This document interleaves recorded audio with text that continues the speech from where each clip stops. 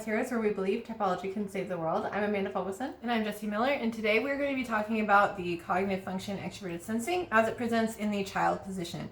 So that is for the ENTJs and the ENFJs.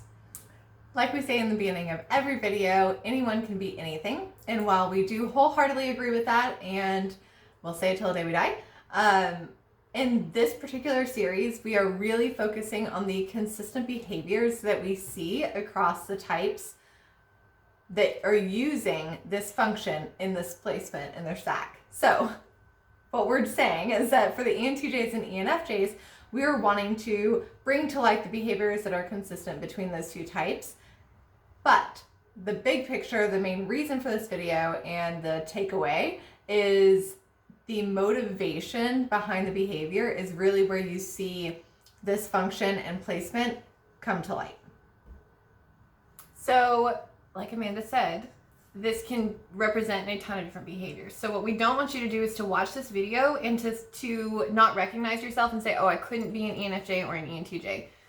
Also, a lot of this requires a lot of introspection, which particularly for ENTJs and ENFJs who are younger, this is not always your strong suit. Now it can be, but this is not someplace you like to hang out. So you have to do a lot of introspection. A lot of you also may have difficulty seeing this in you because it is a blind spot. These are blind spots for a reason. So you may not even recognize these tendencies within yourself. So my suggestion, and I haven't made this in any video, but I'm going to make it in this one because you guys like the feedback of others, ask somebody who's going to be real honest with you if you don't see this in yourself. Another reason you may not see this is because you haven't gotten there yet. So our egos naturally experience certain pitfalls, and it's ideal average. So like ideally, theoretically, like this will happen to you as you go throughout your life. So if you haven't encountered it yet, it doesn't mean you're not gonna. And you may also be in your 40s, 50s, 60s, and beyond, because I've talked to individuals who are beyond. And you may have already encountered this and overcome it. So just keep all of that in mind. We are talking about like just the general average. The child function is a function that we feel defensive about. It is vulnerable in our ego, and so we tend to try to protect it. It can also be playful, innocent, a little bratty. It is the best term for it is childlike because it is up and down. That is like the most identifying feature of the extroverted sensing or of the child function. So for the ENFJ and the ENTJ, that is extroverted sensing. Extroverted sensing is concrete reality. It is in the moment. It is focused on details, and it is focused on what is real.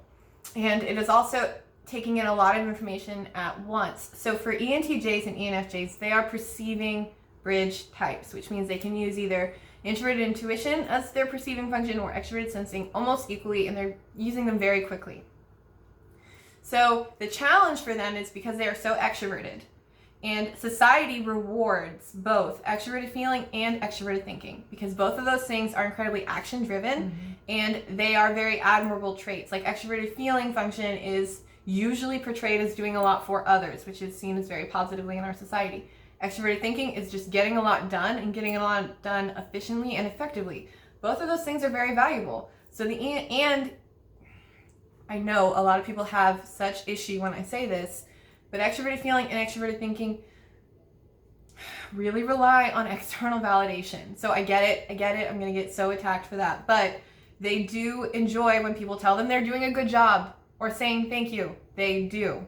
They like. Just look inside of yourself because the fact that people want to fight this is, it honestly blows my mind just a little bit. But anyone with extroverted feeling and with extroverted thinking has to have some sort of validation. That does not mean that every single time they do something for others, you need to say thank you. That does not mean that every single time that they come up with an efficient system for your business or your life that you need to say thank you and validate them and tell them that it's good and perfect and all that. That does not mean that. But it means that every once in a while, they need to hear something. They need to know that they're doing a good job. They require that. And so because they require that external validation, and they usually get it because, again, society values those things, they want to stay extroverted. And so they'll loop down into extroverted sensing. And so they get a lot done very quickly because extroverted sensing is very much based, like action based as well. It's like it's a useful function for them to use. And so they're using extroverted thinking or extroverted feeling and jumping to extroverted sensing, completely ignoring that introverted intuitive parent. And so this means that they're not asking themselves about the bigger picture. They can get too hyper focused on detail and concrete reality, and they don't think enough about the consequences of their actions. Introverted intuition provides a lot of insight. It lets you see a lot of abstract thoughts. It lets you think really big picture, but you can't just use it every now and again. You have to be leaning into this function. And if you're not, then you're looping, and that can be a really big challenge for you.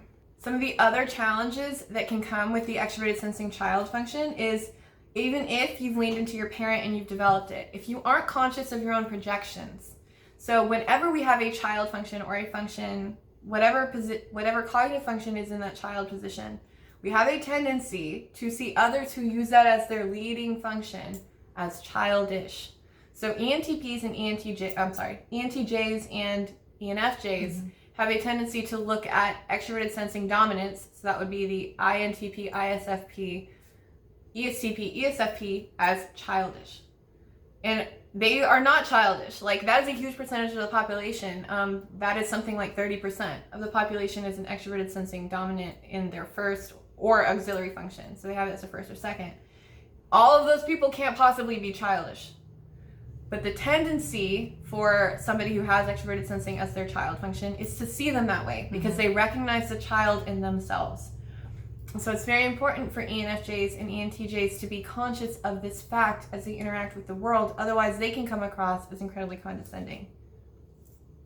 Some of the positive things about extroverted sensing child is it can make you very playful in the moment. It can make you spontaneous. It can make you love like those quirky little adventures. It can make you very conscious of your appearance, and so you can really work on making yourselves as attractive as possible. It can make you really care about it makes you want to act now, and a lot of the things that intuitives struggle with is action, and so you are the epitome of action. You just have to make sure that it's balanced with your parent function.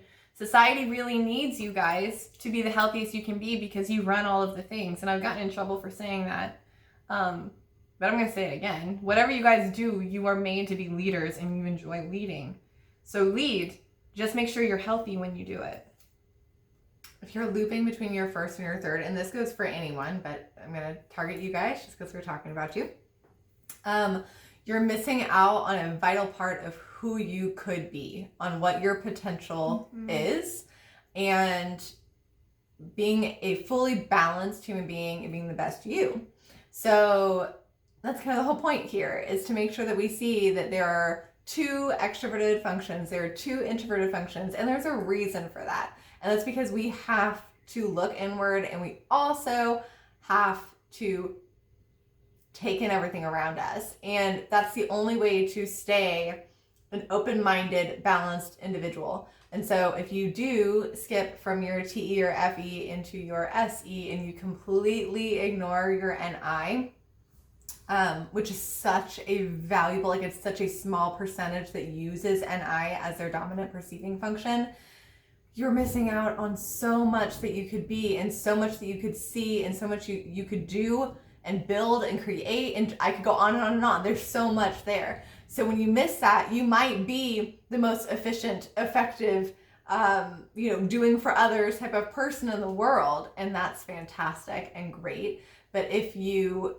don't see the bigger picture or the reason why, then what could happen is years later, you could look back and be like, why did I do literally anything that I did? Why did I stay in a career for 30 years that I didn't actually want to grow in, or that I didn't actually see what was the point of all of that? What was the point? What am I doing? What was the point? That's the biggest question.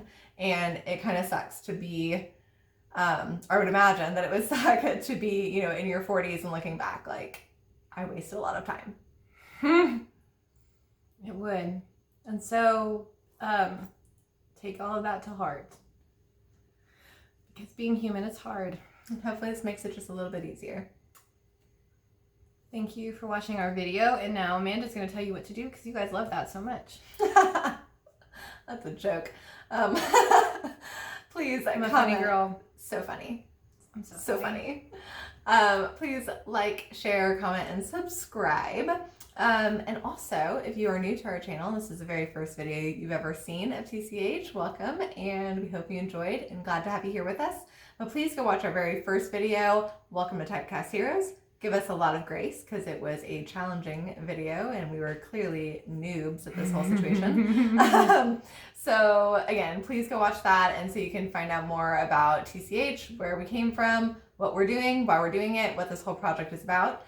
And if you are an ENFJ or an ENTJ and you are interested in the interview process, please leave a comment below or message us on any of those platforms, Instagram, Facebook, Reddit, or Discord, and Jesse will hook you up. Thank you for watching. We'll see you next time. Bye. Let's gather around the type fire and sing our type fire song. Our MBTITYPOLOGY song. And if you feel uncomfortable, then know there's nothing wrong.